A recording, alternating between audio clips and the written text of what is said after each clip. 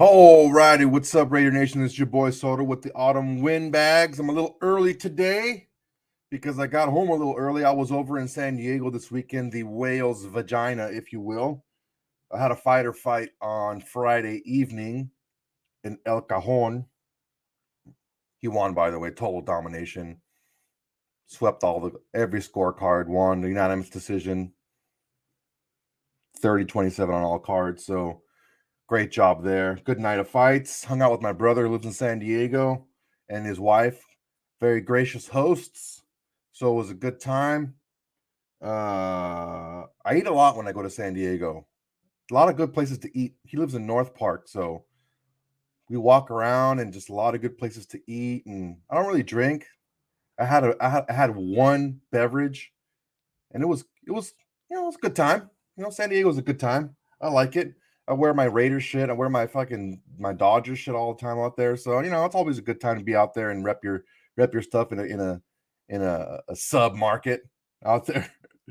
So everybody just want to make sure, get this out of the way. Like, comment, subscribe, tell your friends, tell your neighbors, tell your haters, tell everybody. Autumn Windbags, we grow because you guys. We grow because of the content that we make and the feedback that we get from you guys. So please make sure you let everyone know to give us a follow. Right? Nothing too crazy going on in the world of sports. In the world, there's a lot of crazy stuff going on, but in the world of sports, nothing too monumental going on right now. Got a little feedback on last week's episode. Some positive feedback. I think people like to hear my take on things without the back and forth with RJ, and they like to hear RJ's point of view on things without the back and forth with me. I think it goes both ways. Again, more often than not, you're going to see that RJ and I really do see eye to eye on a lot of things, Raiders wise. It's just, a couple of things here and there where we disagree on, or we just have a difference of opinion. But again, no big deal. I want to make sure that everyone knows, how do you get on? Well, first off, why am I doing this? If you didn't know, look at last week's episode, didn't take a watch or listen to last week's episode of One on One. The format that we're doing now, or that we're trying right now on YouTube, is to send out the smaller clips of just the topics. The reason why is we've noticed that most people, not all, but most people don't seem to enjoy watching an entire hour and change. I mean, with Steve Cofield last week, the podcast was like an hour and 35 minutes long because of his interview and ran a little bit long. So most people won't sit down. I mean, they'll listen to a podcast if it's kind of sitting in the background. They don't have to watch it, but to sit down on their phone and watch something for an hour and change, that's like a fucking movie, an hour and a half, So most people won't do that for YouTube, but they'll watch a 10-minute clip, a 12-minute clip, right?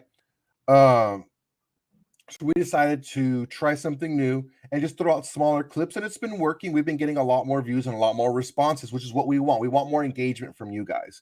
We understand not everybody is going to like the format, but we want you guys to bear with us because we think that you're still going to get all the content. You're still going to get the entire show. And if you want the entire show in complete format, you could always go to iTunes, Spotify, Podbean, Pandora, wherever you get your podcast. We're still going to be right there. And you're still going to be able to listen to the entire show in its entirety, right? One thing that I noticed, though, when I was speaking with RJ is, you know what? When we do these short little clips, the people who watch us on YouTube, our YouTube subscribers who don't listen to us on podcasts, don't get the What Up Windbags, which a lot of people do like the What Up Windbags because they like, be able to interact with us, right? Well, I said, you know what? RJ said, let's just jump on. Let's jump on for a half hour, 45 minutes, an hour, depending on how everything goes. And we'll just go from there. So that's what we're doing right now. Usually I'm going to do it either a Saturday or a Sunday whenever I have more time because I want to make sure I put out some good content for you guys. we got a lot of stuff going on. The franchise tag window has started. I didn't see that anyone that we've been really targeting has been franchise tagged, unless I missed it, because I kind of been off the grid, visiting family and dealing with fights. And I don't know if anyone out here has really been involved in the fight game at all, but fight day is really, really, really boring. Like, you have to check in like hours ahead of time. Because, I mean, you think about it. You have a fight card, right? And you have the fighters that need to show up for the fight card. And believe it or not, even at the higher levels, there's sometimes, like, maybe not UFC and stuff like that, but it means happen in the UFC too. But there are times where people just don't show up to the fight. They lose the weight, they sign the contract, they weigh in, so the promoters have to have everyone checked in at a certain time. They check their weight again, because in California you have to be within a certain. They only allow you to gain a certain amount of weight after you weigh in, right? They check your weight again. They make sure you're all good, and then you just sit there and wait, and you can't leave. You just gotta sit there, and you're just sitting there in like a conference room, right? Because if it's like, yes, the fight on Friday was in a ballroom. So it looks really nice. It looks like a normal ballroom would look for fights, right? There's a ring in the middle, a bunch of chairs around it and everything. And you're just in a conference room with a bunch of other guys just warming up or whatever, just hanging out. And you're just sitting there. And you can't really warm up because it's like 3 hours before the show starts, let alone before you're fighting. My fight was like fighter number 15. So it's like, dude, you're just sitting there the entire time. Now, luckily, I didn't have to work the fight. So I was kind of like, I showed up maybe, I think 8 fights before my fighter fought. Got there just in time. I was able to enjoy some fights, watch my fighter fight, hung out afterwards for a little bit, went to go enjoy some time with my family. But yeah, man, fight day is super boring. That's like the least glamorous day up until the actual fight. Fight day is just like, you're just sitting there and you're just like, you would think it'd be like, oh, yeah, fight day, it's great. Like, no, it's really not. Really boring. Well, let's go into the main event here. Let's go. Let's get into some couple of things here. I want to talk about just free agency. A couple of things that we talked about, some videos, contracts, what we should target, stuff like that. So the first comment, of course, if you guys want to comment during the episode, any questions you guys have, any comments on anything, go ahead and post. I'll go ahead and put them up as much as I can if you have any comments or questions. E.C. Everett writes, the Raiders were first, 8th, and 13th in red zone efficiency in Derek Carr's first 4 seasons. Under Gruden, 22nd, 23rd, 28th, if I remember correctly. Nice video, guys. Well done. This is in response to the video that we put out, 5 things we need to fix, or 5 things that need to be fixed with the Raiders. And one of them was our third down efficiency offensively. And I looked at it, and yeah, it was fairly correct. And then one of them was one off, but yeah, it was really correct. One thing you have to look at, that first year, Carr's rookie year, the reason why we were first in first down efficiency or red zone efficiency is we didn't really score that many points. We didn't really get to the red zone that often, but when we did score touchdowns. We didn't score a lot of points that year. Let's just put it that way. We were like 0-10 going, to start the year. So that kind of skewed the numbers a little bit. You have to understand something here too. And this is something that we want to take. I want to take a stab at. I want your questions too, guys. Carr's second year specifically, we had Darren McFadden and we had Latavius Murray. Those are 2 bigger running backs that just have a nose for the end zone. Even Latavius Murray now, he was finding the end zone for the Ravens. So he's been in the league for quite some time. He's been in the league as long as Derek Carr. Being an 8th league, a bigger back like that in his 8th season, that's quite a feat. What we were talking about more is one thing that E.C. Everett did touch on, and one thing that we talked about through, even when John Gruden was the coach and there was no scandal and we didn't even know that he was going to be in trouble or he was going to leave or get fired or whatever you want to call it. Gruden is very predictable. That's one of the issues, and that's one of his the arts of his genius. Is even though he is so predictable, his offense just still seems to work, right? Another thing is he doesn't really change. He's very Bradley-esque in this manner where he doesn't really change his offense, whether he's in the red zone or not in the red zone. It's just really strange how he did that. A couple of the things that, and if you ever saw Gruden's quarterback camp and all that stuff, you understand that Gruden put the ball, having possession of the ball at a premium above everything else. Now, I'm not trying to say that that's wrong or that's a bad philosophy, but in the modern NFL, you do have to score points. You do have to weigh the option of having a little bit more, weigh your risk going for touchdowns as opposed to being content with kicking field goals. The way I felt personally, I felt once we were close and once we got into the red zone, John Gruden specifically felt like, okay, we got 3 in our back pocket. If these plays that I'm calling happen to get us a touchdown, fine. If not, we still got the field goal. Not a big deal. So if we score a touchdown, that's like a cherry on top, but we always got the field goal. That's going to be a tough way to win in the NFL. When you have teams as a passing league, you're throwing the ball a lot. You're putting a lot of pressure on your own defense to stop the other team, especially when your defense has been showing you that it's not that great. Also, it's forcing you to be perfect. It's forcing you to score almost every single drive because you almost have to if you're primarily getting field goals. How does that rub off? How does that residue fall on this team currently because John Gruden is gone? Let me tell you. Some of the things that I've seen from Derek Carr that has helped him working with Gruden, helps him within the 20s, but also hurts him in the red zone. He knows where to go with the ball. He's patient with the ball.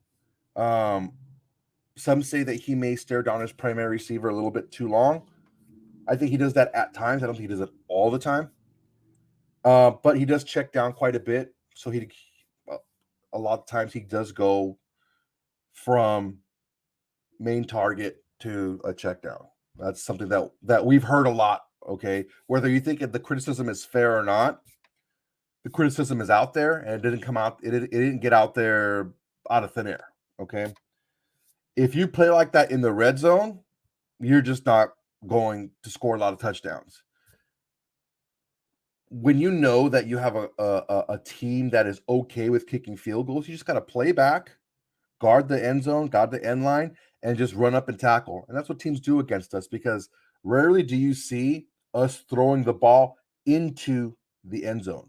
Take a look at that. If you have a chance of going back and looking into our red zone offense plays, take a look at how many times whoever the quarterback is, most of the time it's going to be Carr, how many times he throws the ball into the end zone. It's either going to be short and having the guy run into the end zone from there, or he throws the ball out of the end zone because he doesn't want to turn the ball over. There's been a couple of moments where he threw a couple of balls up for Edwards, threw one up for Waller, threw a couple of fades for Renfro, and they were successful. And that's what I think we need a little bit more of. Okay. Can Josh McDaniels help with this? I think he can. I think that when you're talking about this level of athlete and this short of window, I think scheme gets you open a lot more than athletic ability when it's this short of window, with this small window, because you don't have a lot of space to have your athletic ability really shine through. It's technique, it's scheme more than anything. When you look at like Hunter Renfro, when he gets open in the goal line, he shakes the guy 2 or 3 times and then he's able to get open, right? That's technique over being just like a supreme athlete. Not to say he's not a good athlete, but you normally would to look at Renfro and be like, oh, this guy is a supreme top 1% athlete in the NFL, right? He's just very technically, he knows how to run routes, right? So that is something that I think is going to improve under Josh McDaniels. No, okay, Matt, we have a comment here. Let's see what we got going here. Gruden's offense suffered because of Gunther's porous out of position defense. At times, but you also have to take a look at Gruden's offense specifically away from his offensive philosophy. He loves Gruden, pronouns, pal. Gruden loves the, 12 play, 14 play drives. Inch the ball down the field, inch the ball down the field. Matt, you're not wrong that a bad defense puts you behind the eight ball and forces you to be perfect because you have to score every drive because you're not sure or you're not confident that your defense will stop the other team. But this last year, in the first 5 games or so, Gunther was nowhere to be found. The offense changed a little bit in the first couple of games, but then you kind of saw what happens to a Gruden offense. It's very different the first couple of weeks. The defenses catch up, and a couple of weeks after that, weeks 4 and 5, the defense is caught up to Gruden's offense, and the Chargers stopped them and the Bears stopped them. I think Gruden's offense is what it is. It's an inching. I'm going to matriculate the ball up the field, boys, but he uses the pass instead of using the run a lot. He's very predictable as far as the plays and in the down and distance. And it's, choice route here, slant here, and here's your check down. And in the modern NFL, and I want you guys to really understand this, in the modern NFL, you have to run an offense around your playmakers, not force playmakers into an offense. I want to be very clear about that. The teams who are elite offensively, they adjust their offensive game plan year to year around the players that they have. Think about the top teams in the league. They adjust their gameplay. They adjust like the 4 last teams in the Super Bowl. All right. They adjust their teams. They adjust their offenses to the personnel that they have. Now, I don't know necessarily that they set out to have the offense that they have specifically, because you have coaches who have had other types of players, and their offenses have been a little bit different. But you have to play to your strengths. You can't just always try to fit players into a scheme. It just doesn't always work. And Matt, again, Bradley's defense would have given Gruden more wins the past 3 years. Maybe. We don't know that for sure. I'm not trying to. Bradley's defense wasn't, light years better. You want to take a look at the entirety of the season. He was 26th in the NFL this year. We were 26th. Was there some improvement? Yes, there was some improvement. There was also some glaring deficiencies. I think our opponents had 125, 126 plays in the red zone, and we gave up 35 red zone touchdowns. That's not very good at all. The thing that we have to look at here is, let's separate our sections and where can we prove in these specific sections. What do we know of a Gruden offense and where we were, and how does that residue sprinkle on who we have left? Well, the one that's going to sprinkle the most on is DC, of course. I think DC is smart enough. I think he's capable enough. And gosh darn it, people no, I was kidding. I think that he's good enough to be able to pick up a new scheme. And I think Josh McDaniels and crew are going to be able to coach him up enough to be able to get him to kind of fire a little bit more on all cylinders in a new offense. Because I know for a fact, because of the game plan that Josh McDaniels ran in New England, they were very kind of fluid, week to week, attacking opposing defenses' weaknesses. If you're a smart player, if you're a good player, if you're a headsy player, you're going to do well in the system. If you're a dumb player, if you make a lot of penalties, if you make a lot of mistakes, you're not going to play. And that's how I like it. I don't care. I've never been a guy who's been like, well, you were drafted here, we have to put you in. Listen, man, a mistake is a mistake, right? And we can keep you on because you were a high draft pick and allow you to develop. But just because you were a high pick, if you're hurting the team, you don't get to play until you stop hurting the team. That's just the way I see it. And if you keep getting rolled out there and you continue to hurt the team, I mean, it's just something that I don't, as a coach myself, I wouldn't allow players to be put out there who continually hurt the team. Matt, I agree with you 100%. That's the first thing I said is you have two pretty damn good tight ends on this roster right now that we can use that are both very multiple who have been known and we've seen who can line out wide, line out on a wing, who can line up in line off tackle. And, we can definitely do well in this system.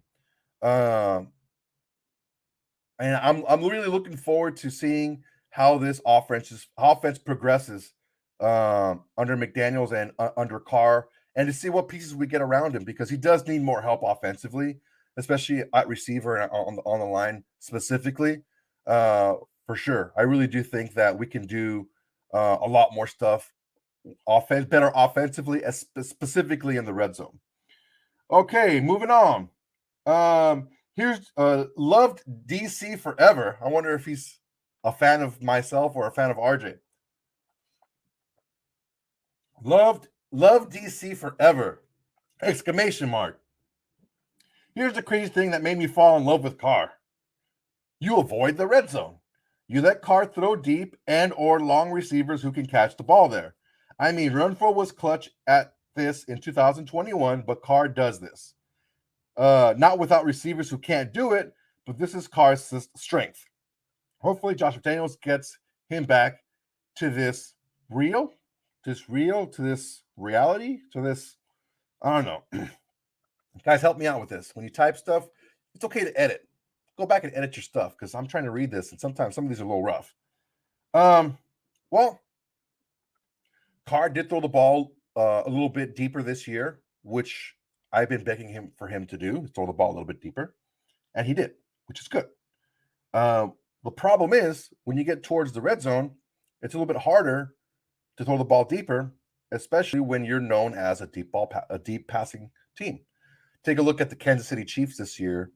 When they got stifled a lot, Mahomes was a guy that threw the ball deep a lot. If you play like a Bradley style defense-ish against them and force them to check the ball down, you can bottle up even a team that has 3 or 4 elite weapons offensively if you just take away the deep ball. So if teams can take away that deep pass, how do you respond?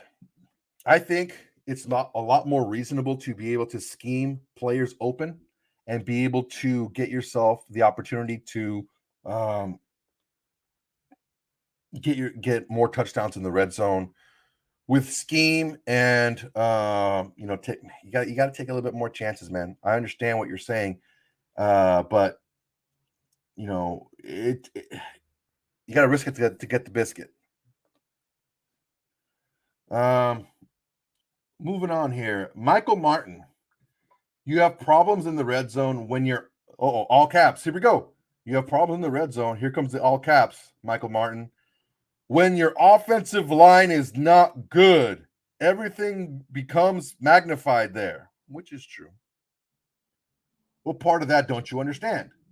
Bad lines don't get the push needed to get first downs and touchdowns, which is also true. They don't block well. Okay, Captain Obvious. And allow penetration on running plays, causing plays and drives to stall. I think I'm aware of that. And they don't create holes for running backs to run through. Thank you for clearing that up for me. I had no clue. Bad lines commit more penalties to do the same. And the list goes on and on. ... Alrighty. Well, Michael Martin, I agree with you on a lot of respects. Bad offensive lines do make it more difficult to score in the red zone, out of the red zone, in the parking lot, with the hot chick at the bar. Just harder to score in general. Okay. Um, but we didn't always have this patchwork offensive line. Last year, we had an offensive line that was pretty good. The year before that, we had an offensive line, it was pretty good. We're still not good in the red zone. I think it's a couple things. I don't think we had that big bruising running back who can get yards, short yardage running back. I'm not convinced that Josh Jacobs is that short yardage bruising running back that we need towards the red zone. Schematically, again, Gruden just really didn't change his playbook all that often, his plays or his tendencies all that often, even in the red zone. Kind of predictable. Pretty rough. So I'm not going to put it all on the line. I think that there was a lot of issues that we had separate from the line. I think there was a lot of issues game plan wise, schematic wise, and there was some personnel issues as well, for sure. But Michael Martin, you're not wrong. Bad offensive lines just make things a lot more difficult. I think it's just a mindset. I think that mindset of we have these 3 points in our back pocket, let's just not fuck it up. That's a bad mindset to have in the NFL. Because you take a look at a team like the Bengals, for example. They didn't have a very good offensive line, and they didn't really struggle in the red zone because they're like, dude, we're going to go for the touchdown. We don't want field goals. We want touchdowns. Field goals are like the consolation prize. There's a different way to look at things here. You want the touchdown, and the field goal is the consolation prize, as opposed to we're good with the field goal. If we get the touchdown, that's great. It's a different way to look at things. And I think that we've been looking at it for far too long that if we have the field goal already, but if we get the touchdown, that's great, but we already have the field goal. We have to keep pushing the ball. We have to keep going for those touchdowns. With the weapons that we have, even though we had some guys hurt and stuff like that, but 17, 18 in the league and offensively is just not going to cut it. Matt, coming with the heat here. What do you think they will do at right tackle? Put Luminor there. Put Leatherwood back there. Draft on the right tackle. Honestly, man, I'll draft on the right tackle. This draft, guys, this draft is packed, chocked full of offensive linemen. A lot. You can get offensive linemen in the second round. Maybe if some guys even slip into the third round that are as good as the guys that went in the second round, early in the second round last year. And there was some good guys last year. Darisaw, oh my God, I wanted you so bad last year, and you're pretty good for the Vikings now. But I don't think Leatherwood is ever going to be a right tackle in the NFL. I just don't think so. I just don't see it myself. Can he be an effective guard? He can be. He played better. If he continues to make those pre-snap penalties, if he continues to not show improvement in his technique, that's going to be a big issue, man. Because there's one thing if you maybe are a little bit overwhelmed and you make mistakes, that's one thing. But you're coming off of a Nick Saban team and you're making these simple technical mistakes. You're leaning too far forward on pass protection and stuff like that. And it's over and over and over again. And you're getting beat the same way. That's tough, man. No, Matt. I will disagree with you until the cows come home. Gallery was an excellent guard. Excellent guard. He was a left guard. He played on the left side. They tried him at left tackle, didn't work. They kicked him into left guard, and Gallery was an awesome left guard. He was a Pro Bowl guard. I don't think Leatherwood will ever be a Pro Bowl player from what I've seen, unless there's a drastic improvement. You want to say what you want to say about, oh, well, look what happened with Miller and Miller with us, Colton Miller. He got better his second year and this and that. Miller was hurt the majority of his rookie season, And he was playing left tackle or right tackle most of the time. He was playing tackle, and he just left him there, and he got beat a lot. But Gallery is, if Leatherwood ends up becoming Gallery, I will shut my mouth. If Leatherwood becomes as good as Gallery, because Gallery was a good guard. Was he worth a top 5 selection? No. But he did end up being a very good guard. I don't think Leatherwood's ever going to be that good, honestly. Let's keep moving here. Harry Callahan from Callahan Motors. The first chance is the last chance. McDaniels fixes the bugs or we're screwed for the foreseeable future. Living on the excuse carousel has fizzled out. We have the facilities and revenue. We're hopeful to have the brains. Harry Callahan, I like the way you think. If I ever see you out in the streets, first beer's on me. This is what I've been saying for quite some time now. And I do agree that it's kind of like the whole ugly friend, the whole ugly friend scenario. If a chick has an ugly friend, she will find cute things about her, right? RJ, if you don't get out of my feed, how old is that picture, RJ? You know, if a chick, oh, she's got really nice toenails, or she's very, good personality, stuff like that, right? But if you don't like somebody, you'll find things to talk shit on.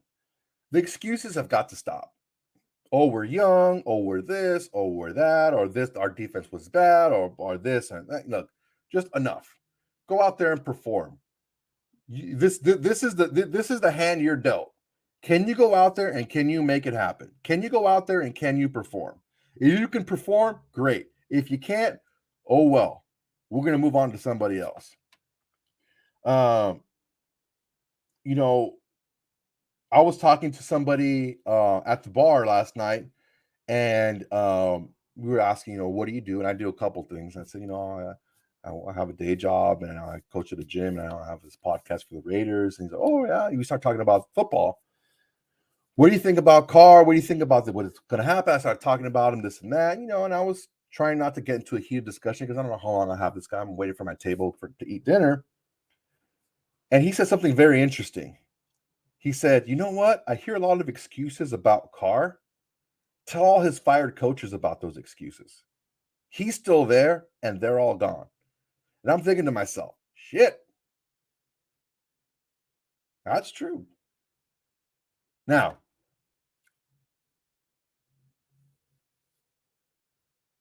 what do you want to say about the weapons that Carr had early in his career as opposed to the weapons he had under Gruden? There was some drop off. I'm not going to say that the team that McKenzie put up. I think the team that McKenzie put together was a lot. I don't know. It was trending to be a lot better than the team that Gruden was putting together. I think they had a lot more elite talent at certain positions. I think that this last year was probably one of the better years. And honestly, even though the first rounds weren't great, the rest of the drafts have been really good the last couple of years for the Raiders. The thing that we have to look at right now is what are our expectations moving forward? Steve Cofield asked me, what do you think is the over-under? Now, I screwed up. I wanted to say the over-under is 8.5 wins because I feel like the Raiders can get to 9 wins easy. If things are clicking, we can get to 10, maybe even 11 wins this next year coming up. It's going to be difficult for a couple of reasons. And these are things that even RJ has admitted to. Carr is not the most effective when learning a new system. Normally, when he gets a new offensive system coming in, and he's not a unique snowflake when this happens. Most quarterbacks aren't their best when they're learning a new system. It just so happens that Carr likes to have a full grasp, a full understanding of everything before he really lets it loose. The thing that we need to focus on right now is how different is this offensive? Are these offensive game day game plans going to be as opposed to the old Gruden game plans? Those can be brutal. If you want to take a look at like the Gunther game plans as opposed to the Gruden game plans, they're both going to give you the entire fucking book. That's the issue. The issue that you have if you're a quarterback in a Gruden system is he wants to be able to pull anything from anywhere at any time and be able to call it. And that's why I feel Gruden and Gunther really worked because they had the same what I'm trying to say, the same philosophy. I want to have everything at my fingertips. I want to be able to call anything out every single time. Yeah, well, you don't have a Derek Carr putting everybody in their position on defense like you have on offense who knows the offense in and out. And it took them a little while to get to that point. What you're going to see in a Graham defense and a McDaniels offense is they're going to have a huge playbook, but the game plan for that week is not going to be that big. Okay. So it's going to, the game plan is going to be easier to digest and easier to implement. Nick Camarillo, my rebuttal to the Carr coach's comment, why would the organization still keep Carr over that time if the problem was solely on him? Money, money, money, money. Money. Because they owed him a lot of money because they had him under a long contract already. And I'm not saying it's solely on anybody. I'm saying that he was dubbed, he being Carr, pronouns pal, he being Carr, was dubbed your franchise quarterback. He was paid. You already have a quarterback that you're looking to see what you can do with this guy. You're looking to see how he can improve with different coaches. And he was getting paid the money, man. He was the money guy. He was the guy that you hitched your wagon to. Now, it seems to be like with the direction of the last direction switch in the franchise was we're all Gruden. Gruden brought in, Gruden forced out McKenzie, then brings in Mayock pretty much as a puppet to laugh at his jokes and kind of like do all the scouting for him, and then Gruden makes the decisions, right? But it was still all Gruden. This new directional switch, which we had to do because we didn't really have a GM, it's not all in on Carr anymore. It's all in on what Mick Ziegler says. Now, if Mick Ziegler says Carr is the guy, well, then Carr is going to continue to be the guy. And I have no problem with that. The issue now moving forward is how much you want to commit. And we're going to get into that right now. Let's see here. Dominique 5 says, Soto, you stomped RJ. He literally could not name a quarterback this year. Okay. So if you didn't see the interview with Steve Cofield, go check it out. It was a good interview with Steve Cofield. Is a freaking legit dude. He's been on the radio, ESPN Las Vegas for freaking ever. He knows anything and everything about Vegas sports. The question was this. What I'm saying is, actually,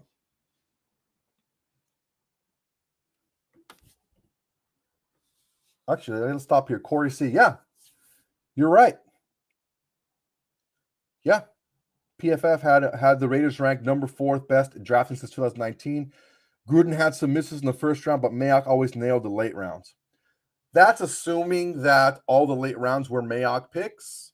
The issue that we're seeing is, and the issue that's coming out is Mayock has kind of buried himself that he had a little bit more influence on some of the early round picks than I would have given, like, hey, if I really was an influence on drafting Arnett and all this stuff happened to Arnett, I wouldn't say anything. I would be like, oh, let's put that on Gruden. Not by saying it, I'm putting it on Gruden. I just wouldn't say anything and let people say, oh, that's a Gruden pick. I wouldn't say anything. But the thing is like those flashy first round picks and those flashy day one big money free agent signings, those guys didn't pan out for Gruden and for Mayock. And I think that's what got Mayock canned, man, is the first round pick misses and the big money free agent misses. Those are the really big guys that really, because there was guys there, man. There was a lot of guys there that would really be cornerstones of your team that the Raiders missed on, man. And I'm not saying you have to hit on every single one, but relying on hitting on late round picks as opposed to hitting on half of your, at least hit on half of your first round picks. You can whiff on some, but at least hit on half. These guys aren't even going to get second contracts. But yes, Corey, you are right. They did draft well in the late rounds. So going back to the comment about Soto stomping RJ, I'm going to get back to that because I want to gloat a little bit. We were discussing, I have no problems with the Raiders giving Carr a contract moving forward. It's very easy for someone to say, Carr is your franchise quarterback. Give him, a 5-year extension or a 4-year extension, excuse me, because he has 1 year left. Give him 4 more years. So give him 5 years total, right? It's very easy to say that when it's not your job on the line, right? My belief is this. You give Carr a 2-year extension, so the year he has left plus 2 more. If he shows you the first year or 2 years that he's going to be that player that you need, then you can always extend them past that first couple year extension contract they're going to sign now, right? And if you have to pay them more at that time, like RJ suggests, you don't mind paying him more at that time because you know for a fact that that's your guy. Now, if you give Carr that 4-year extension now, and he proves to be not the guy that you want, now you're stuck with a contract that even if it's a quote unquote bargain or a quote unquote steal, it may not be the easiest to move. And you still have quite a bit of salary cap to move in a trade, which is an issue because you have a lot of years left. So when it comes to contracts, what's the most important thing? Is it length or is it girth, right? Is it the amount of the contract or is it the length of the contract? When you're trying to move a contract, you kind of want it to be a shorter contract, especially if the team that's trading for a veteran is trading for a veteran quarterback because they want to be able to extend them to a contract that's good for them. They don't want to take someone else's contract and have to kind of monkey around with it. Now, like I said, if Derek Carr turns out to be takes it to the next level, reach his full potential, cut down on his mistakes, ratchet up the touchdown totals, cut down on the fumbles, cut down on the interceptions, be better in the red zone. If all that stuff starts to happen, right, and he starts to be that quarterback that we've seen in flashes, more consistent, give him the money. Because then you know for a fact that, okay, with this Derek Carr that we have, this guy that he's showing us consistently, we can build around this guy. Unfortunately, as good as he is, he hasn't shown that he can consistently be that guy right now. Not yet. Is he a good quarterback? Yes. Is he a legit starting quarterback in the NFL? Yes, he is. Does he need a lot more around him that we've been giving him? Yes. The issue is, it may not all. And then I want to get to this. This is a good comment here. I think Derek has crazy arm talent. I think he does have some arm talent. Does he have crazy arm talent? No, I don't think his arm talent is elite. I don't think he has arm talent like Burrow, Mahomes, like those guys, Allen. Like he doesn't have that type of arm talent. He has a good NFL. He has a legit NFL arm. I think the issue with Carr is more so in his head than anything else. And I think that he needs to get into a system that fits, that makes him more comfortable, and that isn't so constrictive. The issue that I have,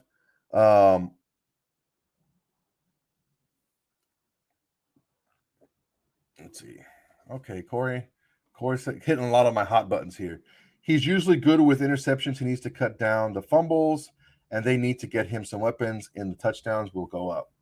Yeah, you know what? He needs more weapons, but Corey, he also needs to stop staring down his primary receivers. If you notice, Carr does fall in love with the receiver, and you'll see over and over he'll start feeding that one receiver a few games in a row. Like that one receiver will get way more targets than everybody else. And he can get goaded into bad passes. There's some things that he needs to work on, and hopefully Josh McDaniels can help him with that. And I think that that's where we haven't seen his ceiling because, and here's the good and the bad. We haven't seen his. I don't feel we have seen Derek Carr's ceiling yet, but also a lot of these things that we were seeing that are issues with Carr, we saw in his college scouting report. Same stuff. So sometimes it's just stuff that you know, if you always leave your dish in the sink and you just don't wash it at 15 years old, you could probably still do it at 55 years old. You know what I'm saying? It's like just habits are just hard to break. So the issue that I'm having with getting back to my original statement with the contract length. Artie says there's a quarterback every single year that's a veteran quarterback that someone wants to trade for. And he said, well, I said, name who that quarterback is this year, who is a quarterback who has a big money contract, who is not wanted anymore where they are in their current situation, who people are willing to trade for. He couldn't think of one. He said, well, it was Wentz last year. Well, that was a unique situation because Wentz was wanted because Frank Reich was his, I think it was his quarterback coach or his offensive coordinator or something with Philadelphia, and he wanted him specifically. He said, "Oh, this is the guy I can make, and let's go trade for him specifically." When no one else really wanted him, I don't think anyone else was knocking the door down at Philadelphia to get Carson Wentz. I think it was the Colts and nobody else. That's my concern with giving Derek Carr such a big contract is we are thinking that we can just go ahead and just, well, if he doesn't work out in a year or two, we'll just flip him for picks then. Well, it's not going to be that easy. Every year, a new crop of quarterbacks are coming in. People are starting to covet the younger quarterback a little bit more with the younger contract. It's not going to be as easy. Now, my contention is this. Derek Carr already had his 5-year deal.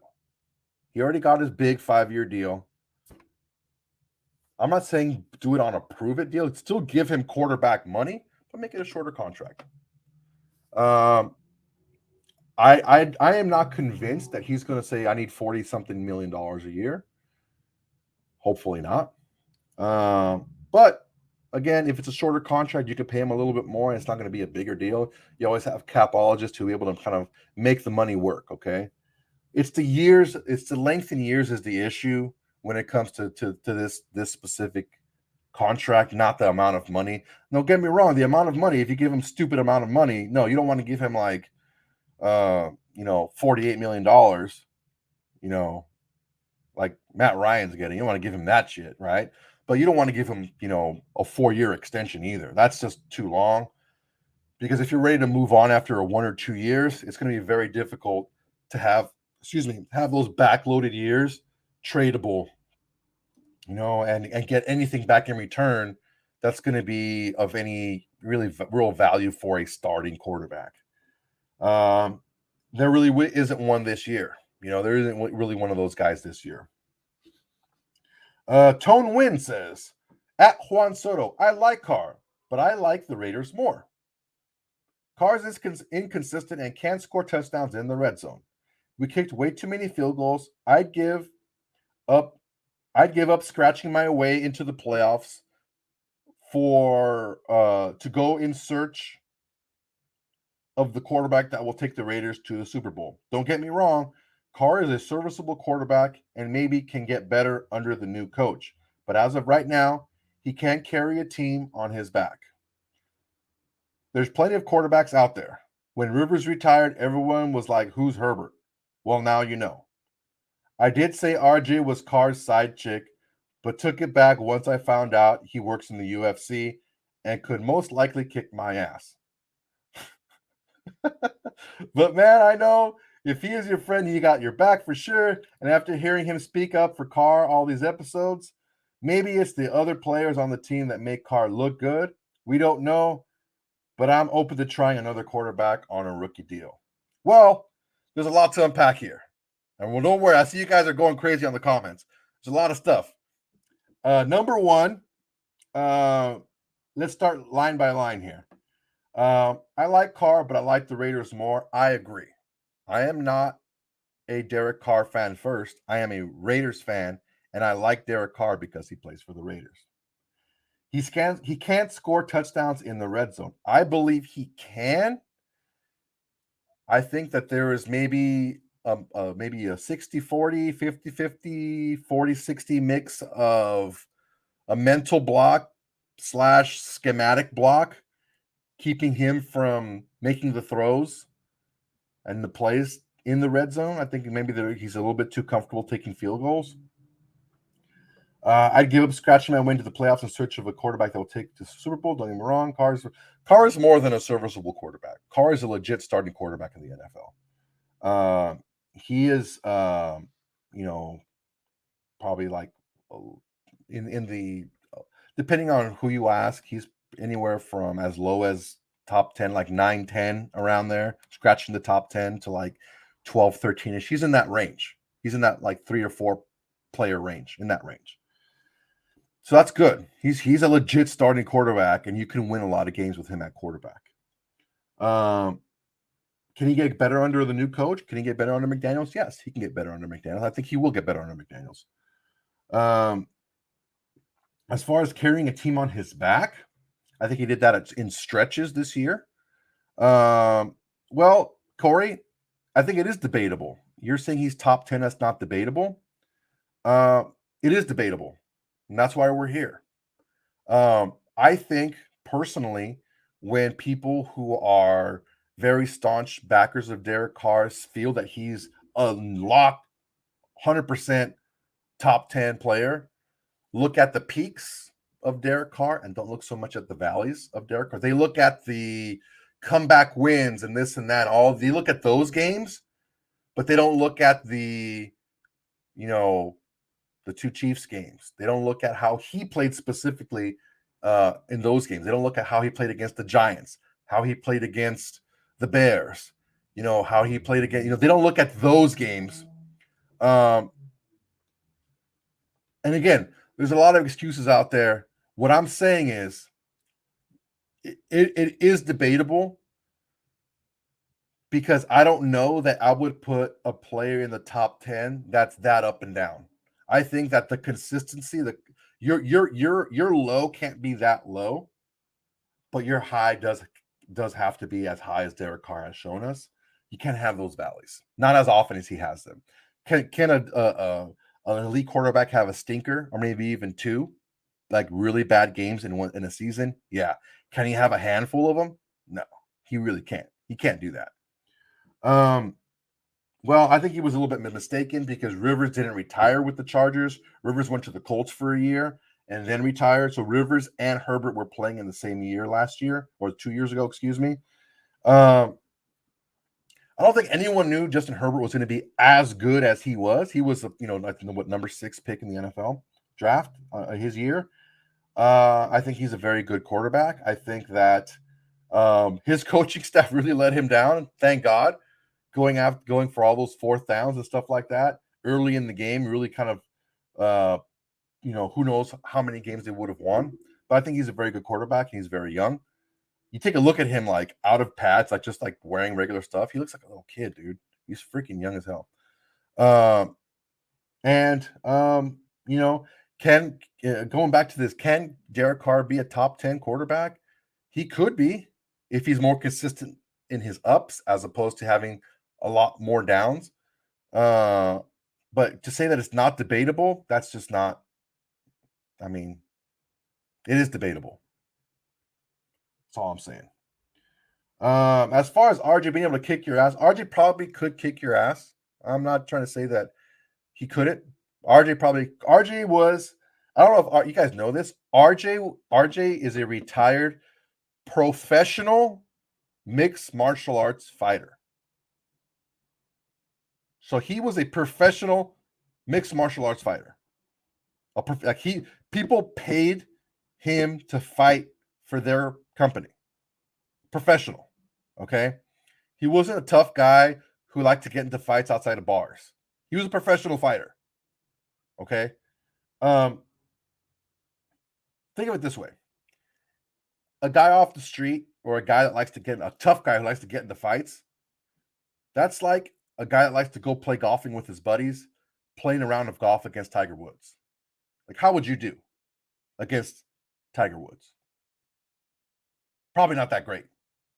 So, how would any one of you guys do fighting wise against a professional MMA fighter?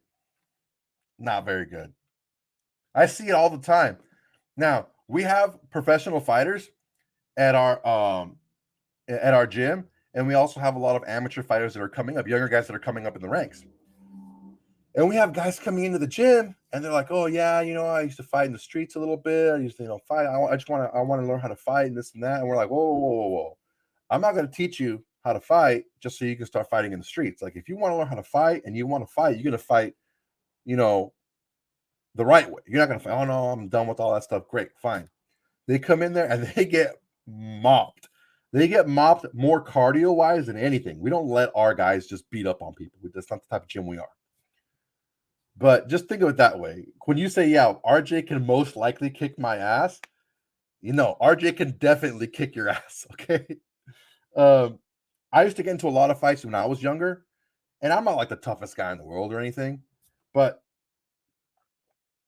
I used to get into a lot of fights when I was younger. I had a lot of anger issues. Oh my God. Surprise, surprise. I started training jiu-jitsu when I was 20, going to be 21. I was still 20. And since I started training jiu-jitsu at 20, I have not been in a fight outside of a gym. I've had to like gym fights and stuff like that, but nothing other than that. And it's just if you've never trained before and you just feel helpless, like a guy's just toying with you and they can do whatever they want, and you're like, shit, this is crazy. And so when I'm like, after I started training and getting more into it and stuff, and I'm like out at a bar or I'm like out with friends or whatever at a party, and someone wanted to fight or someone wanted to cause problems, I was just, I'll go out there and I'm just like, look, we're not doing this, guys. Let's just have a good time, whatever, and just kind of defuse the situation. Because it's not worth it. Because I know how I felt thinking I was a kind of a tough fighter, street fighter kind of guy, going into a gym and getting mopped by a guy that weighed half as much as I did. It's just not even going to be a competition. So that's just my piece there. If you guys think you're tough, guys, go into your nearest fight gym and see how tough you really are. You're really not that tough. Okay. I'm open. Let's see. Maybe some of the other players in the team making Carr look good. I think it may be the other way around. I think Carr has a way of making other players look good.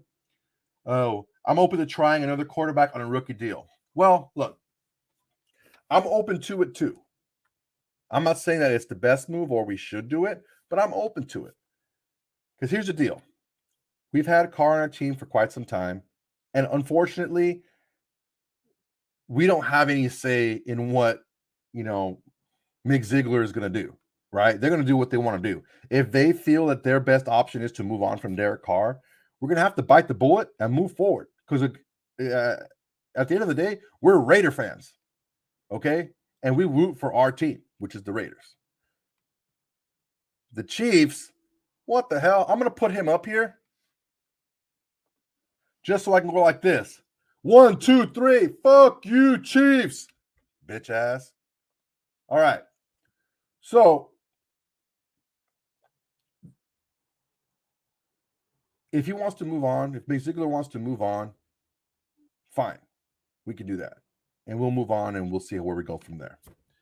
Better be a good plan though, because you already have a quarterback, and that's one less thing you have to think of. The thing is if you don't have a steady quarterback, if you don't have a guy on your team that this is our starting quarterback, for sure our starting guy. If you don't have that in your organization, there is just no like ease. Everything's just kind of like shaky, you know? So we have that. Where do we want to go with that? Again, that's debatable. There's three things we can do. We can extend them long term, extend them short term, or we can flip them. Those are really the three options. Letting them letting him write out the contract and franchising him next year, that's really not an option, I don't think, honestly. Let's see here. Dwayne Thomas Soder, is there such a thing? There is no such thing as one better than the other when we're talking top tier quarterbacks. Look at the statistics. Carr is amongst the top quarterbacks statistically across the board when we're talking number. What statistic are you speaking of? I mean, passing yards. He had a lot of passing yards this year. There's a few that I think that are very important that he's not very good at. Touchdown to turnover ratio, he was not very good. He had 24 touchdowns and he had 21 turnovers. That's very bad. Red zone efficiency, he's not very good. I mean, that's been an issue for quite some time. Those are things that we've talked about. This last year, he raised his yards per attempt has raised this last year. The last few years, it's been very low. And again, when you speak of when you want to talk about ranking something, the first thing you have to do when you have an argument or a discussion, I would say, oh, we're having an argument here. The first thing you have to do when you have a discussion like that is you have to define your terms. What do you define X as? Can you debate that Carr is a top 10 quarterback? Sure, you can. But to say that it's not debatable that he's a top 10 quarterback, that's not true. It is debatable. Let's see here. DC4 should be a better player, and those who doesn't think he's a franchise quarterback just hate the guy because he doesn't run for first downs. I don't know if they hate him just because of that. I don't know if they hate him in general. I think that there's some things that need to be cleaned up with his game, just like anybody else. I think that he's in that range, that 9 to 13-ish, that range. I think he's in that range, 10, 13, around there, range of quarterbacks. I think there's some things that he needs to improve upon to be consistently put in that top 10 tier. And hopefully we can get there with McDaniels. A-Rock, this brings a whole new aspect to the question I asked about whether or not you and RJ ever fought. No, we've never fought like fisticuffs. Have we sparred together during training sessions? Yes, we've sparred, but we used to train at a gym that was pretty rough. But luckily I stayed away from a lot of the bigger like pro fighters during that time. Because look, man, I'm not trying to get my ass kicked. I was just showing up, training. I'd help guys train for fights here and there, whatever, help them out. I'm not trying to get my ass beat down, especially if I'm not even fighting. If I was fighting, fine, yeah, beat my ass, get me better. I'm not trying to get my ass beat, especially if I'm not even fighting. But no, RJ and I have never like gone to blows and like screw you, RJ, I'm going to beat your ass. We've never done that yet. See what else we got here. Hefe KC. We got a lot of Kansas City fans up in here. Raiders always blaming the coaching, but never the quarterback. I don't think that's true. I think that a lot of fans, I don't think it's as prevalent as it is on social media because I think it's more of a hot button on social media, but I don't think it's as prevalent as it is on social media than it is in like regular fandom. But I think Raider fans are critical of DC and his play. I think that's I don't think that's first. That's very a fair statement. Let's see here. Got a two-part question. So, a great quarterback is determined on their touchdown to turnover ratio? No, not solely. That's part of it. If you want to take a look at, the person, I forgot who it was, said if you look at the numbers, he's a top 10 quarterback. And I said, well, would you necessarily say a top 10 quarterback would have almost a 50-50 touchdown to turnover ratio? That wouldn't be a top 10 quarterback in my eyes. Would it be a top 10 quarterback in your eyes? Would a top 10 quarterback have such a poor red zone efficiency? I don't know. Again, is it foolproof 100% yes and no? I don't know. I don't think so. I think it's shades. It's shades of gray, I think. And honestly, I would just like a little bit more consistency. I think that with the more targeted game planning for the opponent and not just this is our system, this is what we run, the more targeted game planning will give our offense a better opportunity to shine week to week.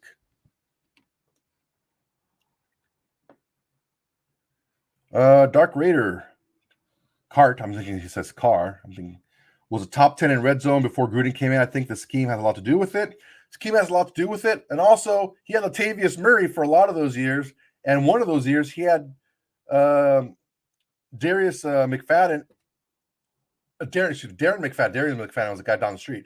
Darren McFadden and Latavius Murray that same year. So he had a couple of good short yardage running backs. I mean, Latavius Murray, he's still scoring touchdowns in the league. He's how old he is, but he's still scoring touchdowns like in his early 30s, like 32 years old. He's still scoring touchdowns. He's still a red zone threat at 32 years old. So he's a bigger running back. He's like 6'3", I think, almost. Big guy. He could still score in the red zone. We don't have that right now. We don't have that big bruising back. So yeah, I think that that plays a lot to do with it as well. But scheme is a big part of it. Carlos and Fuego. Okay, Soto, why not do a consensus on keep a DC or dump trade because Raiders don't have backups? Well, there is really no set plan because, of course, the Mick Ziegler is not going to move on from Carr unless they have a backup plan. It's not just gonna be like, okay, well, let's get rid of this guy and then we'll just go from there. No, it's not gonna work that way, guys. Omar, if DC, what's up, Omar? If DC wanted, he doesn't have to come back and play his current contract. True, he can retire or he can hold out, but I don't see that happening. Dwayne Thomas, I just did this with Carr and Russell Wilson while debating with my brothers. We put up the numbers up, and they're similar. Matt Stafford and Carr similar numbers are similar. All top quarterbacks are more than likely. Yeah, a lot of similar numbers. These are slight little differences change. You want to take a look at a couple different things with Stafford. I don't think Stafford ever had. He's always had a lot more throwing touchdowns. Look, when you have a lot of issues, like a lot of like the peripheral numbers hit the same, you got to take a look at some of what are the big things that matter? Scoring. Who scores more touchdowns, right? Who throws for more? Who accounts for more touchdowns for their team? Stuff like that. But yeah, there's a lot out there. I'm not saying Carr can't do it, and I am agreeing that Carr does need more help on his team. But for right now, for me, I would like to have a little more consistency out of his play. But yeah, I mean, like I said, am I putting him in the top 10? Debatably in the top 10? Yeah, I'm saying he's in the 9 to 12, 13 range. But to say it's not debatable, that's not a true statement. It is debatable. What else we got here? Gun Nerd. Upgrading quarterback doesn't bring much more success. Our team really is deficient in most categories. If we can upgrade in a near one-for-one trade, sure, do it. I don't think a one-for-one trade is going to do it, man. Do we need help in a lot of areas? Yeah. We need help in our secondary. We need help at linebacker. We have no defensive tackles really signed to our team. All our defensive tackles were on one-year deals. We need help on offensive line. We need help at receiver. We need a lot of help. So as great as we've been doing at drafting, I mean, we do have a lot of holes on our roster, which is why we really don't want to be whiffing on our first round picks and our big high price free agents. Would you rather take Devontae Adams if possible or Allen Robinson and someone like Trey Burks in the draft? That's a good one, man. Devontae Adams gives you a ton of production. He gives you an elite, top tier elite talent at receiver, that comfort level with Carr, but also comes with a hefty price tag. Now, can that price tag be fudged with a little bit? Can it be flipped a little bit and kind of be worked to be a little bit more team and cap friendly? Sure, it can. But ultimately, sooner or later, you have to pay the piper and you have to take the cap hit. All right. Allen Robinson, I feel Allen Robinson can give you similar production than a Devontae Adams. Now, here's the difference. There's two big differences. Allen Robinson will not take nearly as much cap room. Okay, number one. Number two, Allen Robinson, I don't know, will change the defensive game plan the way a Devontae Adams will. So that's two things you have to take a look at. You are paying Devontae Adams a lot of money, but he is a game changer for the opposing defense.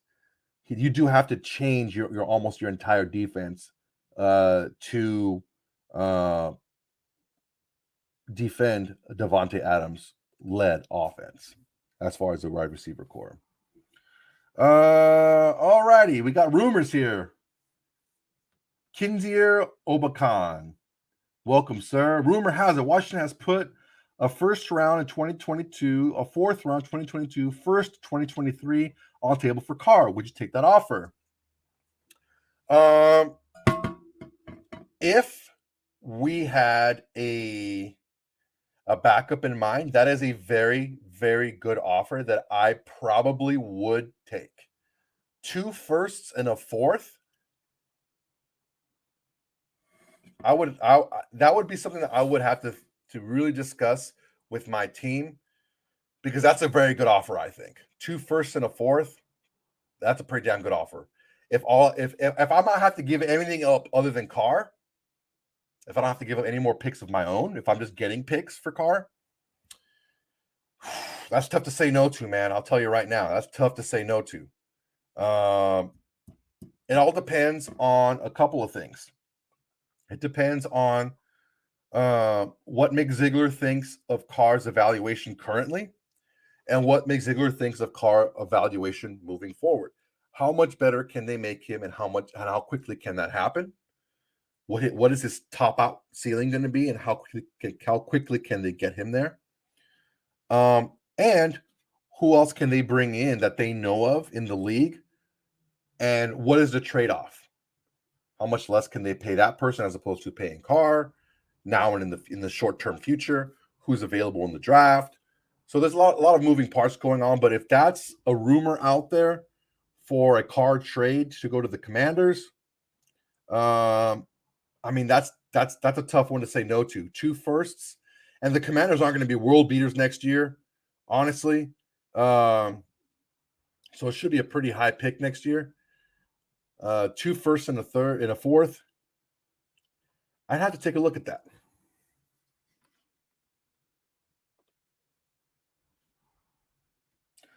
Dwayne Thomas again. Stafford also had 27 interceptions in a season. My point is, you're going to have ups and downs, whoever the quarterback is. We just watched Mahomes look great one week and pedestrian the next. Very true. Very true. we don't see the highs that we see with Mahomes as we do with Carr. We do see the dips a little bit more often though. It's those, and we didn't really see those with Mahomes until this year when defense really started to catch up. The thing that we have to focus on right now is how do we get us better and what's the best for our team now, but more so in the future. I'm willing to kind of tread our wheels, tread our spin our wheels for a year to have a better chance moving forward. And that's a question for Mark Davis and the executives. Uh, and That's something that you have to take a look at moving forward because, again, it's very easy to say if it's not your job on the line, right? Gun Nerd, Carr has had shit luck with number one receivers. Amari Cooper didn't pan out. We all know the AB fiasco. Ruggs didn't last either. This is worst case scenario for any quarterback. You know, I'm very upset. Well, look, let's call it what it is. The Raiders did not have enough cash to pay Mack or Cooper. Let's just call it what it is. We all know what the issue was. Mark Davis doesn't have like a side business. Like the Raiders aren't the Davis's side business. The Raiders are their business, right? They didn't have the cash to put in escrow to sign a huge deal for Mack. They weren't cash rich to put in escrow to sign a huge deal for Cooper. That's the main reason why they let these guys go. Okay. As far as AB, I don't know what the hell is going on with AB. He's just, we all saw what happened to his ass this year. If anyone signs Antonio Brown, you get what you deserve, the good and the bad, because you're rolling the dice and you're going to crap out sooner. Like nobody dies at a craps table, okay? Nobody just continues to roll at a craps table, okay, until they die. Everyone craps out sooner or later. And that's AB. You're going to crap out sooner or later with AB. Just when? We just crapped out our first roll before we even had a game. We crapped out. Ruggs didn't last either because he's a freaking idiot. That is a bad scenario for quarterback. No, worst case scenario for a quarterback is having the cupboards bare, not having a Waller, not having a Renfro, not having anything. That's worst case scenario. He did have some consistency with his coaching towards the last few years with his offensive system, and he had some targets to go to. But yes, we do need some more help for Derek Carr. I need 3 firsts for Carr from the Commanders or the rest of those emails. Yeah, one or the other. I don't think you're going to get 3 firsts for Carr. I don't think you're going to do it. I don't think it's going to happen. Fair or not. And let's just take this for what it is. You're looking at Derek Carr, who's made the playoffs, who's him specifically, but whose team that he's led has made the playoffs twice in 8 seasons. Okay?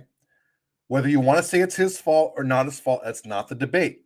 That is the reality that you're seeing from a production-based league. Okay. What do you think of him or not think of him is not relevant at this point. You get a stigma on you, okay. I think the 2 firsts and a 4th is a really good deal for Carr, if that's what you're going to get. But it also depends on what you think Carr is now, your evaluation of Carr now, and your evaluation of Carr what he can turn into in the future in your system. Really quick, we're an hour and 20 minutes. Goddamn. Koji, he says, Soto, I don't hate Carr. Also Soto. And here's another thing I don't like about Carr. So here's the deal. Yeah, man, there's a lot of things that bug me about Derek Carr's play, but I don't hate the guy, man. He's our quarterback. I would resign him for a 2-year extension. Like, if I hated the guy, I would be like, burning his front lawn and tell him to get out of town. Like, I don't hate the guy. There's just some things that bug me about him. Yeah, man. Yeah, AB, you're going to crap out sooner or later with AB. Sooner or later, you're going to crap out. BF Boyd, Juan, you think Crosby is a little overrated? He gets a lot of pressure, but not enough sacks. Yes, he does get held. I don't think he's overrated. I think that he is right rated. I think he's a very, very good player. I don't think he's an elite top pass rushers in the league because of the sack totals. There's a big difference between putting pressure on a quarterback and then getting home. Because here's the difference, guys. If you put a lot of pressure on a quarterback, look at like guys like Patrick Mahomes and Allen and Burrow and like the guys in the championship games in the Super Bowl. You could put pressure on those guys and they can scramble on and still make plays, even with pressure. If you sack a guy, he ain't doing shit. All right. So the pressures are good. They allow you a higher percentage to stop a play, but they also allow a small percentage of a quarterback to still make the play. Think of it this way. There's an old movie called Spartacus, right? And it's basically a gladiator movie type. Before the gladiator, there was Spartacus, right? So they were talking about wounding areas and kill areas, right? Wounding areas are like here, here, and here, and kill areas are here, here, and here, right? Okay.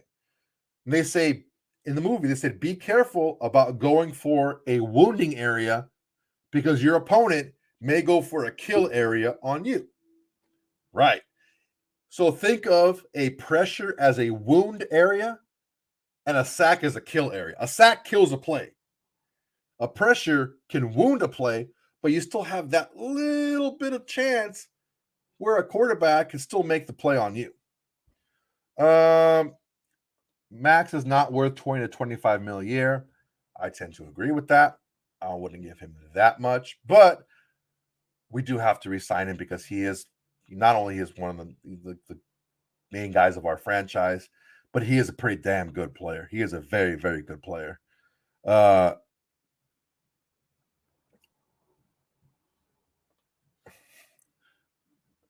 I'm Spartacus.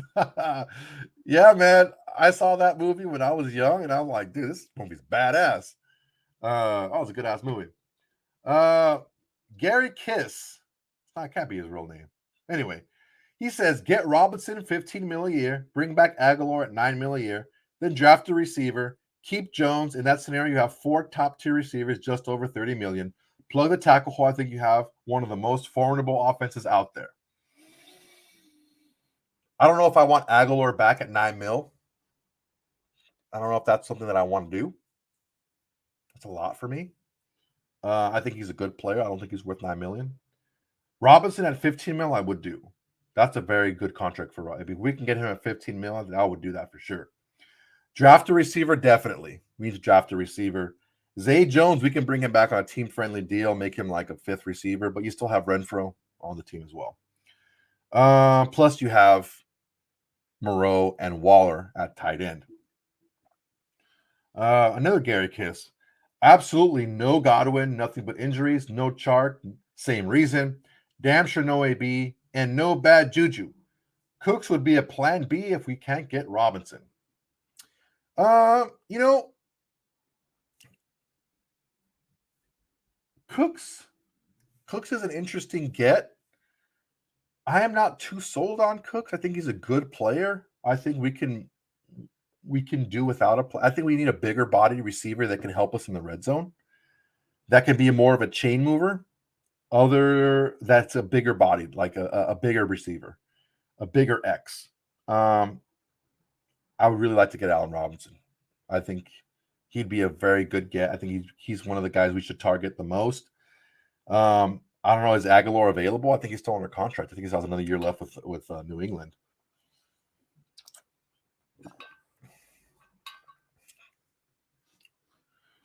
All right, guys. Well, that's all I have here.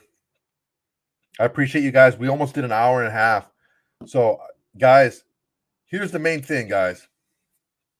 I want to make sure that you guys realize how much a part of this thing you guys are. This is all about you guys.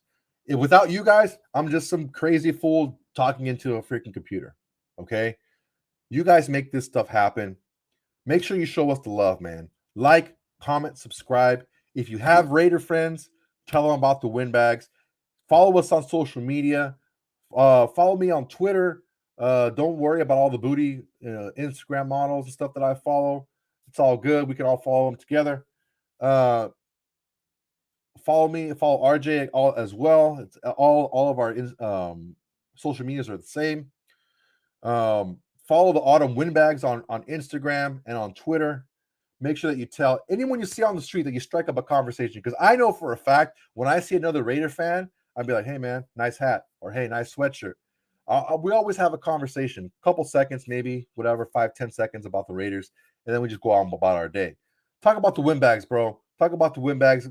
We grow as you grow. Want to make sure that everyone here understands this is all for you guys. Like, comment, subscribe. Tell your friends, tell your neighbors, tell your haters, tell all your loved ones, and make sure that you get to know that we are here for you guys. Anything that we do is here for you guys. So thanks a lot. Really appreciate you guys. Want to make sure that we all are here together in this off season. We get better. We keep our eye on the prize. Getting back, just win, baby. Go Raiders.